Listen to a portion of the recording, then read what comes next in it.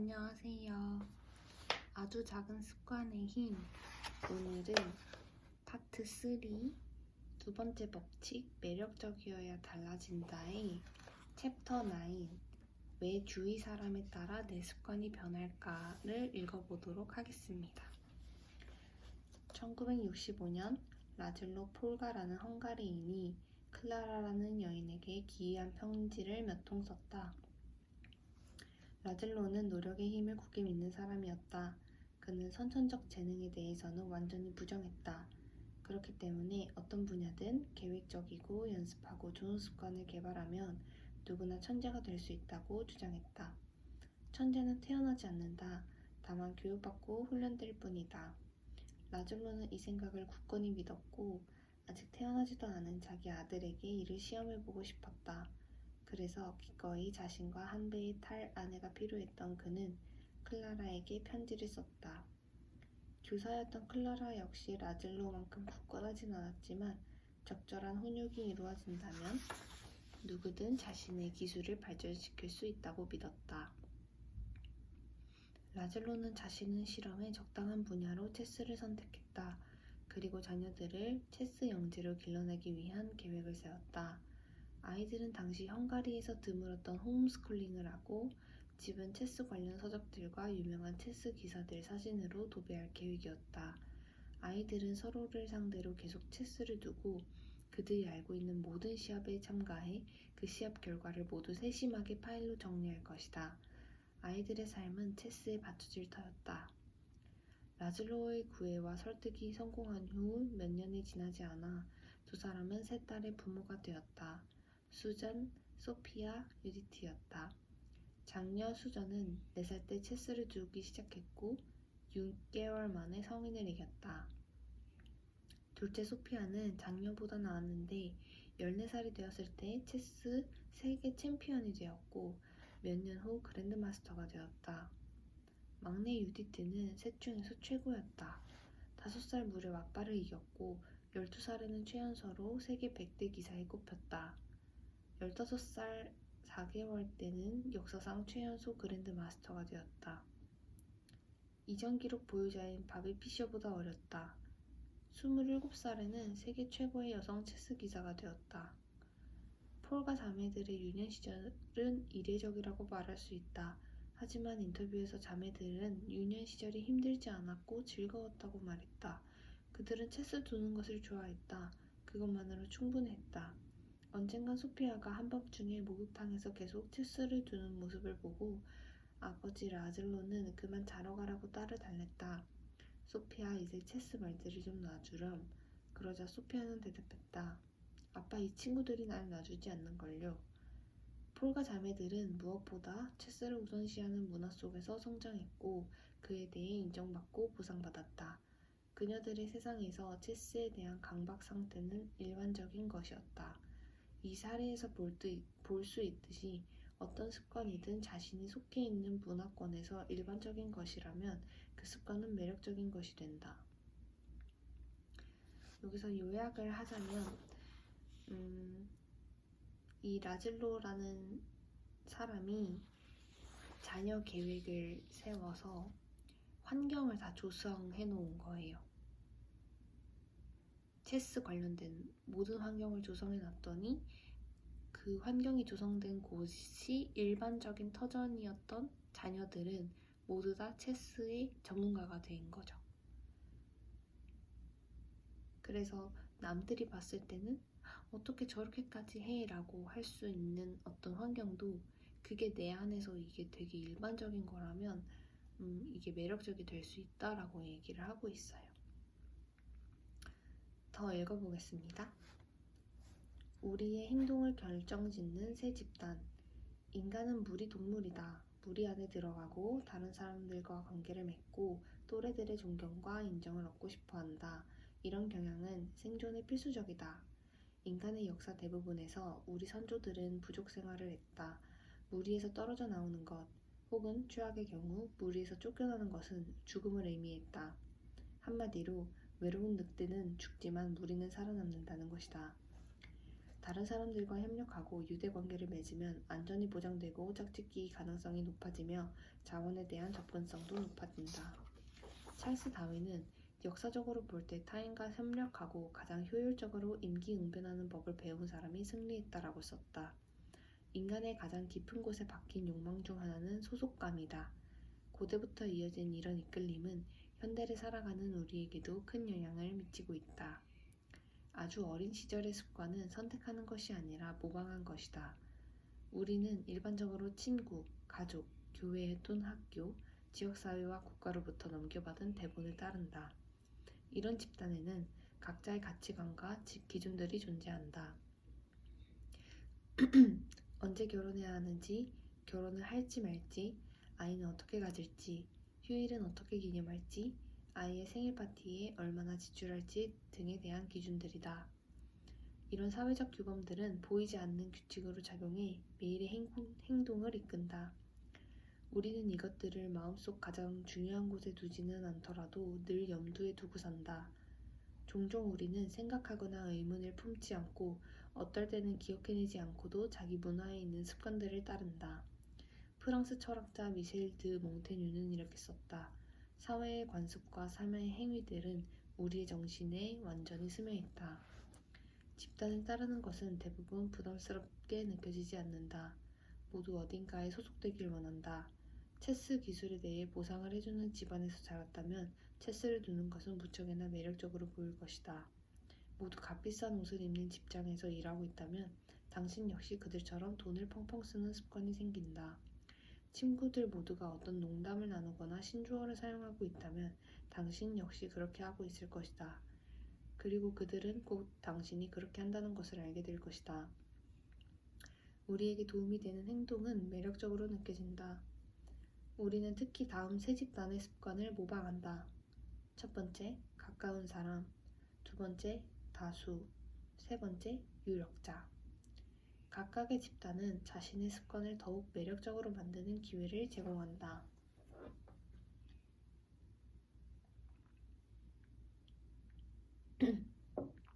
첫 번째, 가까운 사람을 모방한다. 가까운 사람들은 우리의 행동에 가장 강력한 영향을 끼친다. 우리는 주변 사람들의 습관을 보고 배운다. 부모님이 논쟁에 대처하는 방식, 또래들이 다른 사람들과 시시떡거리는 방식, 동료 직원들이 결과를 얻어내는 방식 등 모방한다. 친구가 대마초를 피우면 당신 역시 한 번쯤 해볼 것이다. 아내가 잠자리에 들기 전에 문단속을 이중으로 하면 당신 역시 그런 습관을 갖게 된다. 나 역시 나도 모르게 주변 사람들의 행동을 모방하고 있다는 것을 알게 되었다. 이를테면 나는 대화하면서 자동으로 상대와 같은 자세를 취한다. 대학 시절에는 룸메이트와 비슷한 말투로 대화를 했다. 다른 나라를 여행할 때는 하지 말아야지 하면서도 무의식적으로 그들의 말투를 따라했다. 우리는 가까운 사람일수록 그 사람의 습관을 모방하기 쉽다. 12,000명을 32년간 추적 조사한 획기적인 연구에 따르면 비만이 될 확률은 친구가 비만인 경우 57%로 증가했다. 다른 연구들도 마찬가지다. 한 연구에는 애인이나 배우자가 살을 뺀 경우 상대 역시 그 시기에 약 3분의 1 동안 체중을 감량했다. 친구와 가족은 일종의 또래 집단으로서 보이지 않는 압박을 통해 우리를 그들이 향하는 방향으로 몰아간다. 물론 또래 집단이 나쁘게 작용하는 건 우리 주변에서 그 집단이 안 좋은 영향력을 미칠 때다. 우주비행사 마이크 마시미노는 비행사가 되기 전 MIT를 졸업하고 소규모 로보틱스 수업에 참가했다. 그런데 그 수업을 듣는 사람들 10명 중 4명이 우주비행사가 되었다. 이와 유사하게 11세나 12세 때 가장 친한 친구의 IQ가 높으면 그 사람 역시 15세 무렵의 IQ가 높아진다. 타고난 지능이 그렇지 않다 해도 말이다. 우리는 주변 사람들의 자질한 행동을 흡수한다. 이런 사례들을 종합해보면 더 나은 습관을 세우는 가장 효율적인 방법 중 하나는 자신이 원하는 행동이 일반화된 집단에 들어가는 것이다. 매일 어떤 습관을 행하는 사람들을 보고 있으면 그 습관을 새로이 습득하기 쉽다. 건강한 사람들에게 둘러싸여 있다면 운동하는 것을 공통의 습관으로 여길 것이다. 재즈를 좋아하는 사람들 사이에 있다면 매일 재즈 듣는 것을 당연하게 생각할 공산이 크다. 우리를 둘러싼 문화는 무엇이 일반적일지에 관한 기대치를 설정한다. 따라서 어떤 습관을 들이고 싶다면 그런 습관을 지닌 사람들 사이에 있어라. 그러면 함께 성장할 것이다. 습관을 매력적으로 만들고 싶다면 자신이 원하는 행동이 일반적인 집단, 자신과 공통점을 가지고 있는 집단으로 들어가라. 스티브 캄은 뉴욕에서 너드 피트니스라는 사업을 한다. 이 센터는 범생이, 부적응자, 변종들의 체중을 감량하고 더 건강하게 만들어주는 곳이다. 캄의 고객들은 비디오 게임 팬, 영화광들이 많다.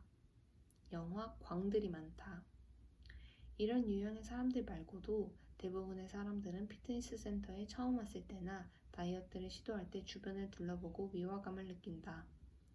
하지만 주변의 사람들이 스타워즈 팬이라든지 운동을 한 번도 시도하지 않았다든지 등 공통점이 있으면 위화감이 사라지고 자연스럽게 행동한다.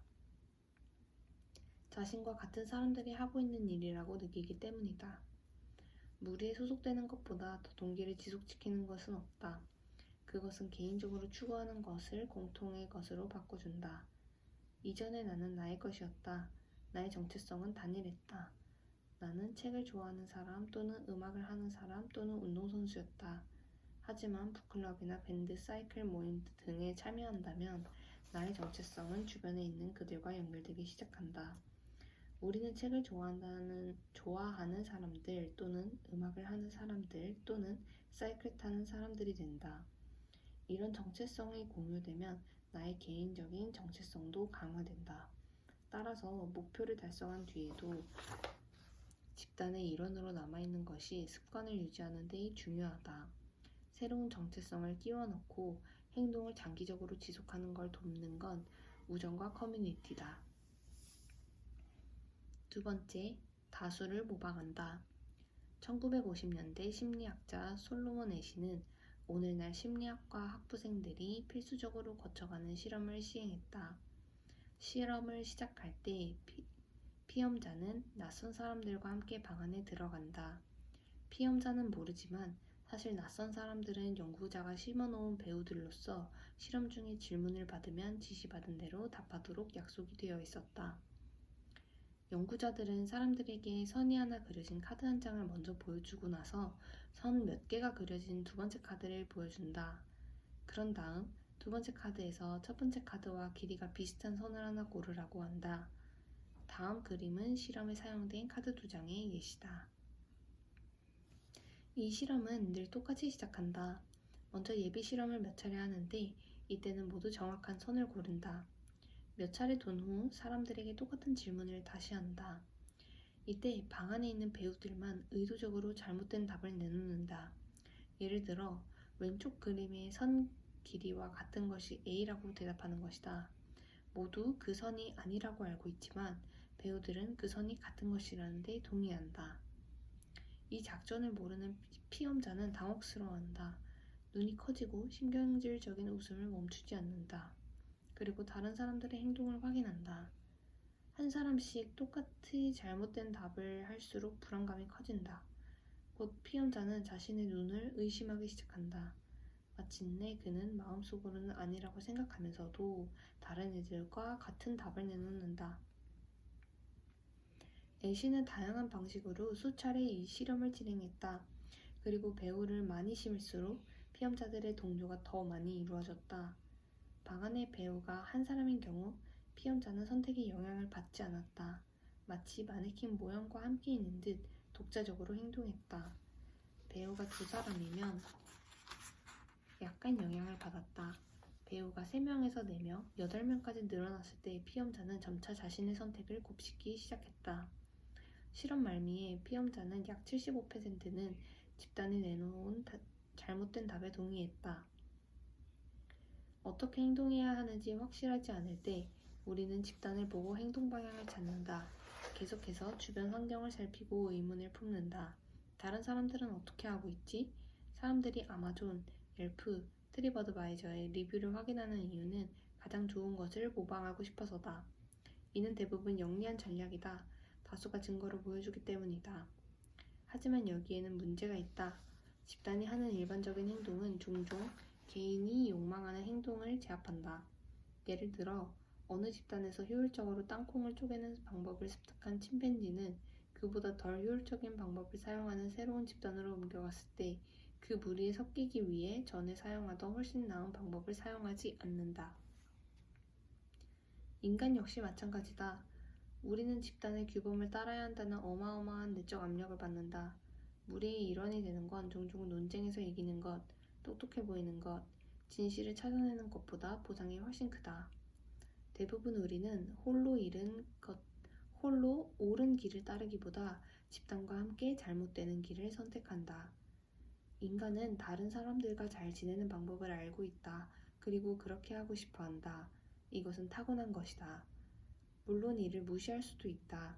다른 사람들의 생각에 신경 끄거나 집단을 무시하는 걸 선택할 수 있다. 하지만 그런 일은 즉각 효력을 발휘한다. 우리가 속한 문화와 다른 방향으로 달리려면 또 다른 노력이 필요하다. 습관을 바꾸는 것이 무리에 도전하는 일이 될 때 변화는 매력적이지 않다. 반대로 습관을 바꾸는 것이 무리와 합치될 때 변화는 무척이나 매력적인 것이 된다. 세 번째, 유력자를 모방한다. 인간은 어디서나 힘, 명성, 지위를 추구한다. 우리는 재킷에 배지를 달고 싶어 한다. 사장이나 임원의 명패를 원한다. 알려지고 인정받고 칭찬받고 싶어 한다. 이는 헛되어 보일 수 있지만 대체로 현명한 생각이기도 하다. 역사상 거대한 힘과 지위를 가진 사람은 더 많은 자원에 접근하고 생존에 대해 덜 걱정하고 더 매력적인 짝을 찾곤 한다. 우리는 자신에게 존경, 인정, 칭송, 지위를 안겨주는 행동을 하려고 한다. 체육관에 가서 근육을 키우고 극도로 어려운 악보를 연주하고 자녀를 훌륭하게 키우고 싶어 한다. 이런 것들이 자신을 다른 사람들과 구분해주기 때문이다. 일단 여기에 적응하면 우리의 두각을 드러낼 방법들을 찾기 시작한다. 우리가 엄청나게 효율적으로 움직이는 사람들의 습관에 무척이나 관심이 있는 건 이런 이유에서다. 성공한 사람의 행동을 모방하려고 하는 것은 성공을 욕망하기 때문이다. 일상의 많은 습관들은 자신이 찬탄하는 사람들을 모방한 것이다. 자기가 속한 산업에서 가장 성공한 회사의 마케팅 전략을 모방하고 가장 좋아하는 제빵사의 조리법대로 음식을 만든다. 가장 좋아하는 작가의 작법을 빌려오고 상사의 대화법을 흉내낸다. 자신이 선망하는 사람을 모방한다. 그렇게 해서 지위가 높아진 사람들은 인정과 존경, 타인의 칭찬을 즐긴다. 우리는 어떤 행동이 인정, 존경, 칭찬을 가져다 준다면 그 행동의 매력을 느낀다. 또한 우리는 자신의 지위를 낮출 만한 행동들을 피하고 싶어 한다. 울타리를 손질하고 잔디를 깎는 것은 이웃에게 게으른 모습을 보이지 않고 싶어서다. 엄마가 찾아왔을 때 집을 치우는 것은 게으르다는 평가를 받고 싶지 않아서다. 우리는 계속해서 다른 사람들이 자신을 어떻게 생각할지 궁금해하고 그 대답에 근거해 행동을 수정한다. 앞에 언급했던 폴과 자매들은 사회적 기준이 행동에 얼마나 큰 영향을 미치는지 보여주는 증거라 할 수 있다. 이 자매들은 매일 많은 시간을 들여 체스 연습을 하고 수십 년간 엄청난 노력을 했다.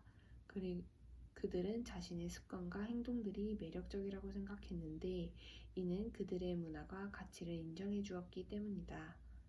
부모의 칭찬, 그래드마스터가 되는 것 같은 수많은 성취들이 계속해서 노력할 이유가 되었다.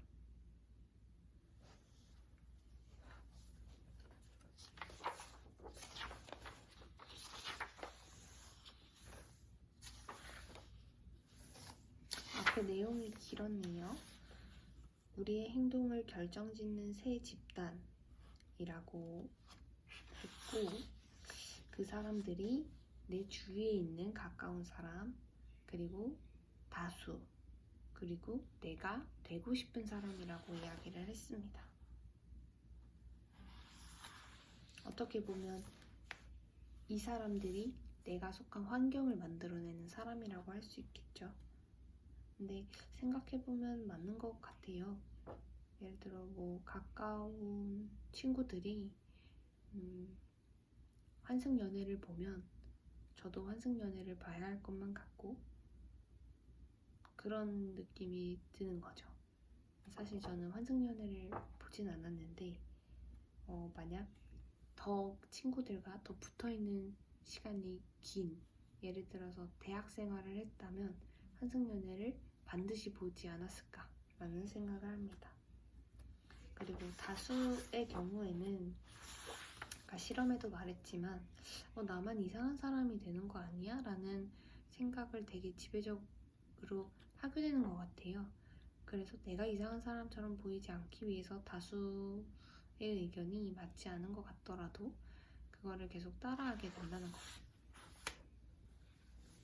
그리고 마지막으로 내가 되고 싶어 하는 사람이 어떤 걸 하는지, 뭘 먹는지, 뭐 어떻게 생각하는지 이런 거는 나 스스로가 많이 배워가고 싶기 때문에 이 세 가지 유형이 가장 영향을 많이 미치는 게 아닐까 그런 생각을 합니다. 서머리를 읽어드릴게요. 어떤 행동이 매력적으로 느껴지냐는 자신이 속한 문화가 결정한다. 우리는 자신이 속한 문화가 인정하고 칭찬하는 습관들을 받아들이길 원한다. 무리에 소속되고 싶어하는 강한 욕망을 가지고 있기 때문이다. 우리는 새 사회, 집단의 습관을 모방하는 경향이 있다. 가까운 사람, 다수, 그리고 유력자다. 더 나은 습관을 세우는 가장 효율적인 방법은 내가 원하는 행동이 일반적인 행동이보다 내가 이미 하고 있는 일이 그 집단의 행동인 문화에 합류하는 것이다. 무리의 일반적인 행동은 종종 개인이 욕망하는 행동을 제압하기도 한다. 대부분의 경우 우리는 홀로 옳은 길을 따르기보다 무리와 함께 잘못된 길을 택한다. 어떤 행위가 인정, 존경, 칭찬을 가져다 주면 우리는 그 행위의 매력을 느낀다. 제가 좀 전에 말씀 안 드렸던 내용이 있는데 그래서 내가 가지고 싶은 습관이 있으면 그 습관을 너무 당연하게 하는 문화로 들어가면 되는 거예요. 예를 들어서 내가 조금 봉사를 하고 싶어. 유기견 봉사를 시작해보고 싶어 라고 하면 그걸 계속 생각만 하고 있는 게 아니고 그 유기견 봉사 동호회들을 가입을 하는 거예요. 그럼 그분들이 일상을 계속 그분들은 사실 유기견 그 봉사가 되게 일반적인 거죠. 그분들한테는 계속 꾸준히 해오고 있었으니까. 그럼 제가 그 소속에 들어가면 그 사람들은 그게 뭐 특별한 게 아니고 저한테는 익숙하지 않은 거겠죠. 그렇지만 제가 그 안에 계속 루틴이 같이 들어가면 제가 갖고 싶었던 습관을 자연스럽게 가질 수 있기 때문에 그렇기 때문에 내 주변에 있는 소속들이 되게 중요하다라고 다시 한번 느끼는 것 같아요. 요새는 직장인들이 취미나 어떤 뭐 회사 외부의 어떤 활동들을 많이 하는 분들이 있는 것 같아요. 그래서 뭐 운동동호회도 하고 뭐 그 북스터디도 같이 하시고 결국에는 그러한 것들을 시도하면서 내가 되고 싶은 사람들을 찾아가는 과정이 아닐까 싶습니다. 내일은 나쁜 습관도 즐겁게 고칠 수 있을까에 대한 내용을 얘기를 드릴 거예요. 그러면 오늘 좋은 밤 보내시기 바랍니다.